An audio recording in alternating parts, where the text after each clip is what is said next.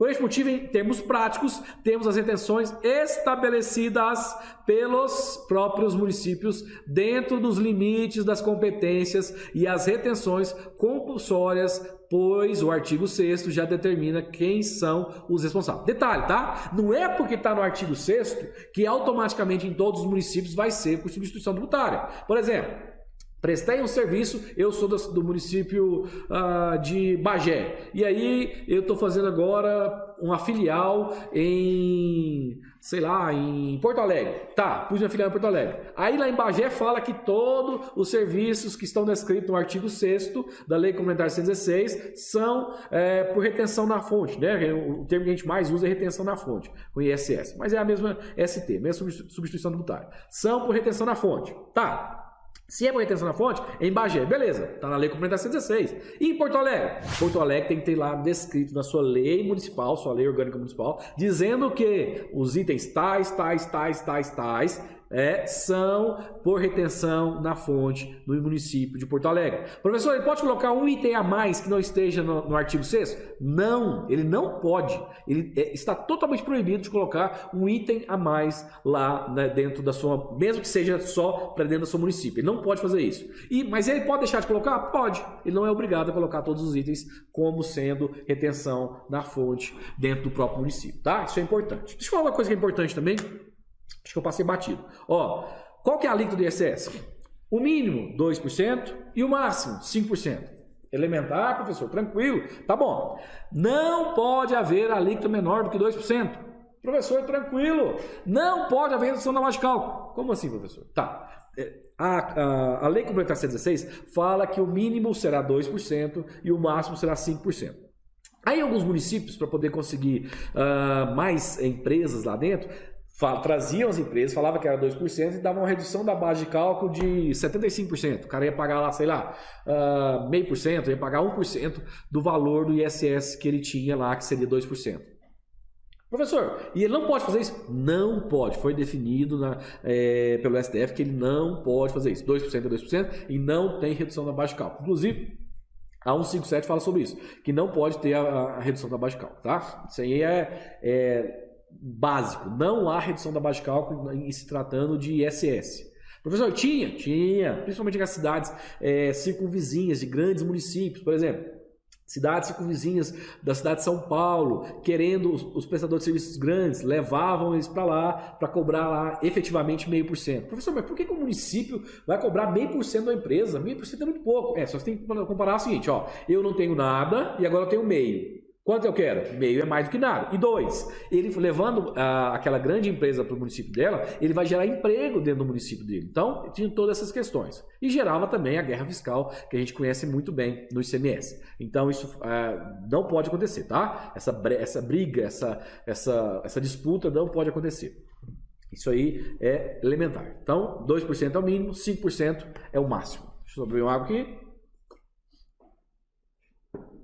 Vou mandar.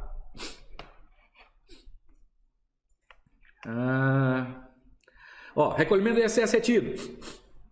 Nos casos de substituição da responsabilidade, ou seja, da retenção ou da substituição tributária, o contratante do serviço, me pergunto muito isso, tá? Deve efetuar a retenção na fonte e o recolhimento do ISS.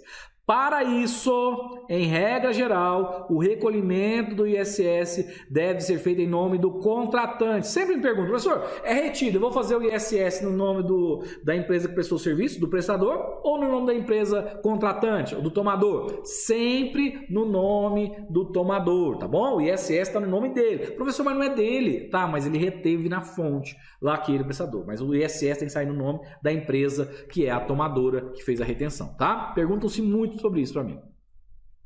Empresas optantes pelo Simples Nacional. Legal. Empresa optante pelo Simples Nacional. Empresa optante pode sofrer retenção? Me perguntam muito sobre isso. Empresa optante pelo Simples Nacional pode sofrer retenção? E a resposta é sim, sem problema nenhum. Mesmo dentro do próprio município? Sim, desde que esteja lá dentro do artigo 6º da Lei Complementar, sem problema nenhum. E para o município? Sim, sem problema nenhum. Empresa do Simples Nacional pode sofrer retenção perfeitamente. Professor, então o serviço lá no município tal é 5%. Vai reter 5%. Opa, aí não. Calma, calma, calma.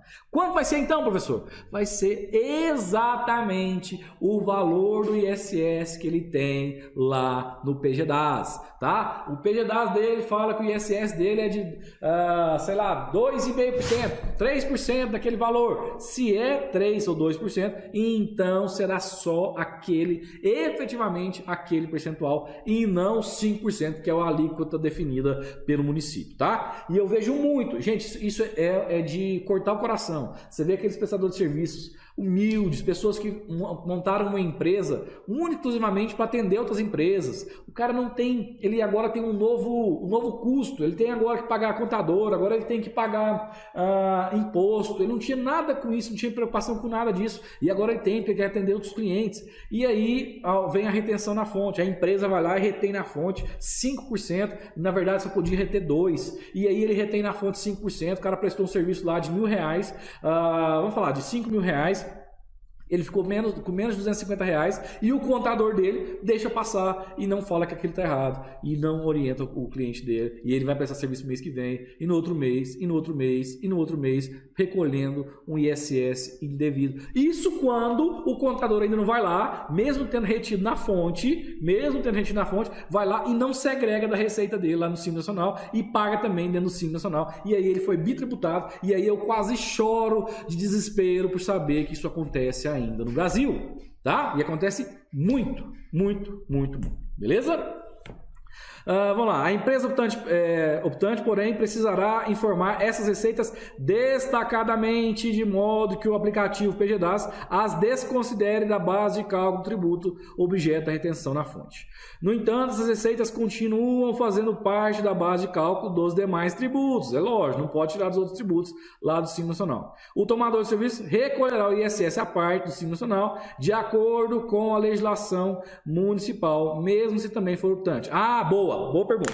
Me perguntam muito assim, professor, a empresa é optante pelo Simples Nacional, a tomadora, né? Quem vai receber o destino, quem vai receber o serviço, ela é obrigada também a fazer retenção de quem está prestando? Sim. Se estiver na lei, ela vai ser obrigada, ela vai recolher, vai reter e vai fazer uma guia do ISS. Fora do seu DAS, vai recolher o ISS e vai pagar. Por quê? Ela já reteve lá do prestador. Ela tomadora, mesmo sendo Simples Nacional, ela tem sim a obrigação de fazer a retenção, tá? Salvo se na legislação municipal disser que quando houver prestação de serviço e o tomador for do Simples Nacional, ele não precisará fazer a retenção. Salvo.